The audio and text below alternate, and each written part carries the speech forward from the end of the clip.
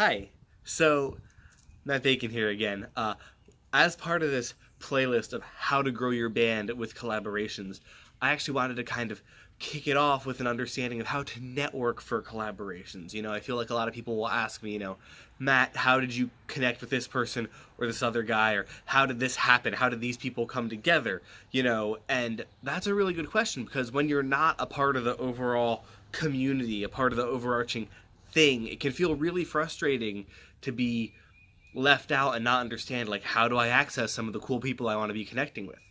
And what it really comes down to, in my experience, has routinely been, well, if you engage with your community, then it's going to start happening. The people who grow in this scene, the people who have a lot of opportunities to lift themselves up and their peers up, are generally speaking the people who are able to, just talk to a bunch of people and figure stuff out. Now, when you have to not just be the popular guy, obviously. You have to be able to show you create cool content. Part of why I was able to put this together with Andy, Andy's much bigger than I am, but part of why I was able to put this together is, like, he knows about my podcast, he knows about my writing, he knows about my Bacon's Bit series, he knows a little bit about my YouTube channel, right? So he kind of knows, oh, Matt creates cool content. It's not going to be a nightmare working with him, because he's someone who's, like, kind of fun to work with, and someone who's, like, not a dick and isn't insane, but understands, oh, okay, this is what, creating content in the underground should look like. This is how you sort of reach that next level. This is someone who sort of gets it, right? Like, I've proven through putting out a ton of content and engaging with my community a lot that I'm, like, a cool person to work with, and I'm someone who's gonna be fun to work with, and it's gonna be an interesting project, right? Then on top of that, and this is where it gets tricky, of course, is executing in a timely manner. And this can be really hard for anyone, because unexpected things can rise up.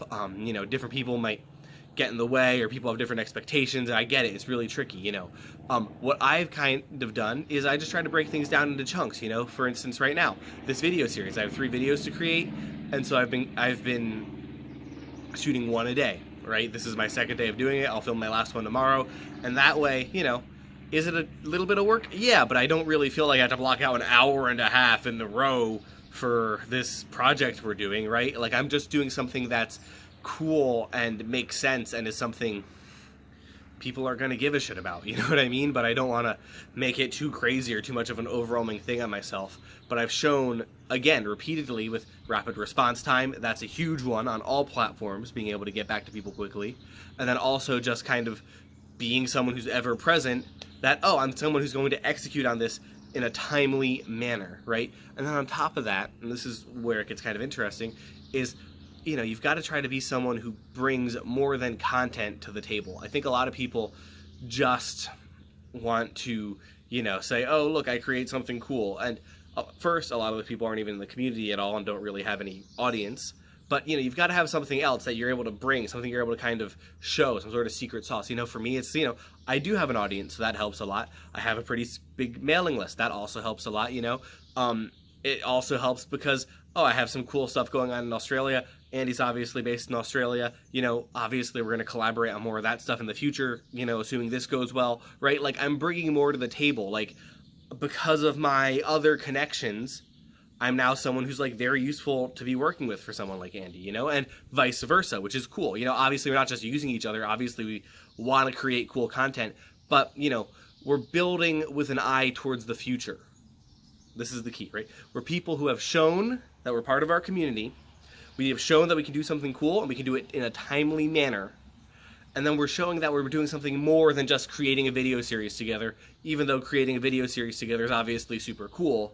We're building with the future in mind. We're building to go, okay, this was a good first step. What can we do down the line? Where are we going next? What connects us more? How can we help each other? Because we have similar ideas, we have similar passions, we're interested in similar things. How do we keep it going? How do we figure stuff out? And that, I think, is really huge if you're trying to sort of elevate your game to a whole new level, I don't know. It's really as simple as that. The more people you meet, the more you engage, the more you show that you're, you give a shit and are worth a shit, the more you're going to get out of it.